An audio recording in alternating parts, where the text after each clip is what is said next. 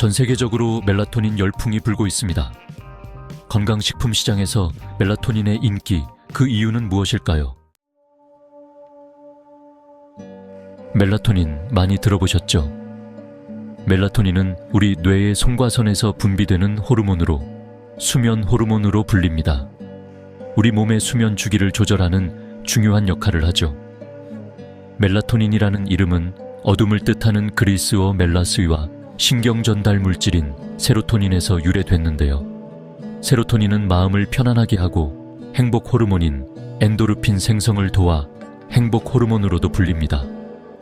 멜라토닌은 빛과 밀접한 관련이 있습니다. 낮에는 햇빛을 받으면서 우리 몸에서 세로토닌이 만들어지고 밤이 되어 어두워지면 세로토닌이 멜라토닌으로 바뀌게 됩니다. 낮에는 활동하고 밤에는 잠을 자는 우리 몸의 자연스러운 리듬을 조절하는 중요한 과정입니다. 저녁 7시에서 8시부터 멜라토닌 분비량이 늘어나기 시작해서 새벽 2시에서 4시 사이에 가장 높아졌다가 아침이 되면 다시 줄어들면서 뇌를 깨우는 역할을 합니다. 이렇게 멜라토닌은 우리 몸의 생체 시계를 자연스럽게 맞춰주는 중요한 역할을 합니다. 멜라토닌, 수면 호르몬으로만 알고 계셨나요? 멜라토닌은 강력한 항산화제로서의 면모도 가지고 있습니다. 항산화제는 우리 몸의 세포를 공격하고 손상시키는 활성산소를 제거하는 역할을 합니다.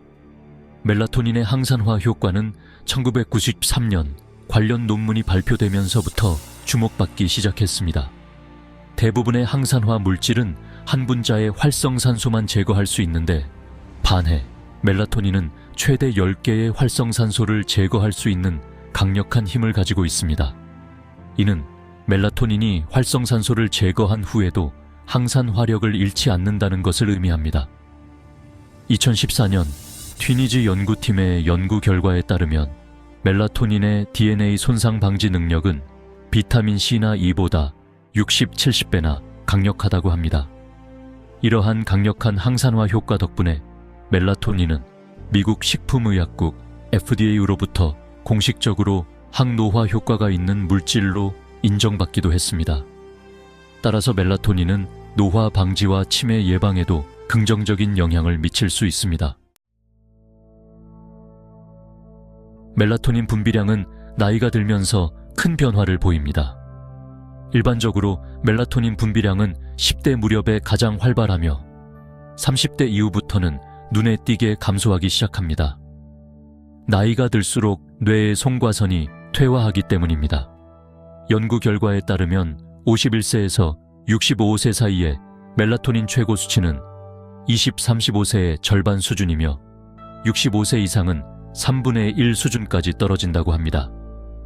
이처럼 멜라토닌 분비량이 감소하는 것이 노년층의 수면 부족을 야기하는 원인 중 하나입니다. 멜라토닌이 부족해지면 수면의 질이 저하되어 불면증이나 무기력증에 시달릴 수 있습니다. 또한 멜라토닌은 면역력과도 연관이 있기 때문에 부족할 경우 면역력 저하로 이어질 수 있습니다. 따라서 나이가 들수록 멜라토닌을 적절하게 보충하는 것이 중요합니다. 멜라토닌이 부족하면 불면증, 무기력증, 면역력 저하 등을 경험할 수 있습니다. 따라서 멜라토닌이 부족하지 않도록 관리하는 것이 중요합니다. 멜라토닌을 자연적으로 보충하는 가장 좋은 방법은 낮 동안 햇빛을 충분히 쬐어 세로토닌 생성을 촉진하는 것입니다. 햇빛을 통해 세로토닌 생성이 원활해지므로 매일 30분 이상 햇빛을 쬐는 것이 좋습니다. 또한 밤에는 멜라토닌으로의 전환을 돕기 위해 어두운 환경을 조성하는 것이 중요합니다. 우리 뇌는 어둠 속에서 멜라토닌 분비 신호를 받기 때문에 밤에는 강한 빛을 피해야 합니다. 침실에 암막 커튼을 설치하거나 푸른 빛이 강한 조명 대신 노란빛 조명을 사용하는 것이 도움이 됩니다. 잠들기 30분 전에는 조명을 어둡게 하고 스마트폰이나 컴퓨터와 같은 전자기기 사용을 자제하는 것이 좋습니다. 눈을 감고 명상을 하는 것도 멜라토닌 분비를 촉진하는 데 도움이 됩니다. 또한 늦은 시간에 야식을 먹거나 과도한 운동을 하는 것은 멜라토닌 생성을 방해할 수 있으므로 피하는 것이 좋습니다. 멜라토닌 섭취를 위한 영양제도 있습니다.